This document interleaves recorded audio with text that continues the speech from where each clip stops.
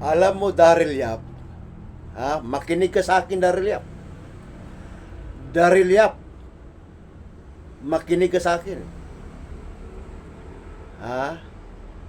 Huwag mong ikumpara. Huwag mong ikumpara ang poon mo na si Sara Dutay. Huwag mong ikumpara kay Atty. Leni Robredo. Tandaan mo, Daryl Yap, ang poon mo na si Sara Dutay ay abogada din. Abogada, Daryl Yap. Abogada si Sara Dutay. Abogada din si Atty. Leni Robredo. Si Mayor Leni Robredo ay abogada rin, Daryl Yap. Daryl Yap, tandaan mo ang sinasabi ko, Daryl Yap. Ang poon mo na si Sara Dutay ay abogada. Si Mayor Leni Robredo ay abogada din. Kaya huwag mo maikumpara si Sara kay Leni Robredo. Dahil napakalayo ang agwat nila, Daryl Yap. Daryl Yap. Napakalayo ang agwat nilang dalawa. Bagaman pareho silang abogada, pero ang layo, Daryl Yap, ang layo ni Sara kay Mayor Leni Robredo. Napakalayo. Kung patalinuhan lang, Daryl Yap, buboy ang puon mo na si Sara Dutay. Mangmang yang puon mo na si Sara Dutay. At napaka-inutil ang puon mo na si Sara Dutay. Walang kwentang vice presidente. Sa halip na magtrabaho, anong ginawa niya? Anong inatupag niya? Mangampanya ng mangamanya. Sige lang, rubing-rubing, pangampanya ng pangampanya. Yun ang ginagawa niya. Mangampanya ng mangampanya. Hindi na ginampanan ang kanyang trabaho. Dahil nga sa kanyang pangarap na magpresidente.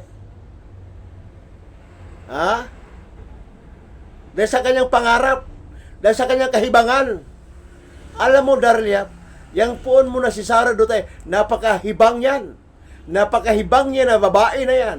Napakabobo, napakamangmang, at napaka-inote lang buwa ka ng ina nyo. Buwa ka ng ina nyo. Buwa ka ng ina nyo. Napaka-bobo, napakamangmang ni Sara Dutay. Paano siya naging abogado? Paano siya naging abogada? Hindi ako naniniwala na abogada yan. Yang buwa ka ng ina niyan. Yang buwa ka ng ina niyan na si Sara Dutay, hindi ako naniniwala na abogada yan. Napakabastos. Walang good manners and right conduct. Pare-pareho kayo, Daryl Yap. Wala kayong good manners and right conduct. Pare-pareho kayong bastos. Pare-pareho kayong inutil. At pare-pareho kayong hibang. Kumpara-kumpara mo si Sara kay kay Mayor Leni Robredo. Napakalayo eh. Napakalayo. Si Sara Dutay buang. Si Sara Dutay baliw. Si Sara Duterte ay sira ang ulo. Malakas ang hangin sa ulo. Malakas ang hangin sa ulo ni Sara Dutay. Tupakin. Tupakin. Ang utak, sala sa init at sala sa lamig ang utak niya. Kasi nga, tupak. May tupak eh. Kapag ang isang tao may tupak, ang utak niyan, sala sa init at sala sa lamig. Ganyan yan eh. Tingnan mo si Sara Dutay, Daryl Yap. Tingnan mo, Daryl Yap, si Sara Dutay. Diba? Sala sa init, sala sa lamig ang utak niya kasi nga may tupak. Tupakin eh. Inuuod yung utak ni Sara Dutay. Hindi mo ba alam, Daryl Yap? Daryl Yap, hindi mo ba alam na ang utak ni Sara Dutay ay inuuod? Inuuod ang utak ni Sara Dutay, Daryl Yap. Daryl Yap, ang utak ni Sara Dutay ay inuuod. Kaya nga tupakin eh. Kaya nga sala sa init, sala sa lamig ang utak niya eh. Dahil ang kanyang utak ay inuuod, Daryl Yap. Daryl Yap, ang utak ni Sara Dutay ay inuuod. Kaya tupakin. Malakas ang sapak. May tiriling. Malakas ang hangin sa ulo. Malakas ang hangin sa utak. Yang si Sara Dutay. Tapos ipagkumpara mo? Ipagkumpara mo, Daryl Yap, si Sarah kay Leni rin. Ipagkumpara mo? Ang layo, Daryl Yap! Napakalayo! Kaya huwag mo maipagkumpara ang phone mo na si Sara Duterte. Ha?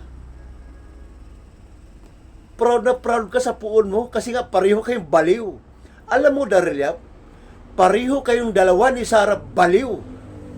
Pareho kayo ni Sara Duterte na mga kurong-kurong. Kurong-kurong kayo, Daryl Yap. Kurong-kurong kayong dalawa. Pare-pareho magsama-sama kayong dalawang mga baliw, mga buang, may salte sa ulo, sinto-sinto, in hotel. Buwa ka lang ina nyo. Alam mo, Daryl Yap, buwa ka lang ina mo. Alam mo, Daryl Yap, buwa ka lang ina mo. Alam mo, Daryl Yap, buwa ka lang ina mo, putang ina ka, Daryl Yap. Putang ina ka, Daryl Yap, putang ina mo.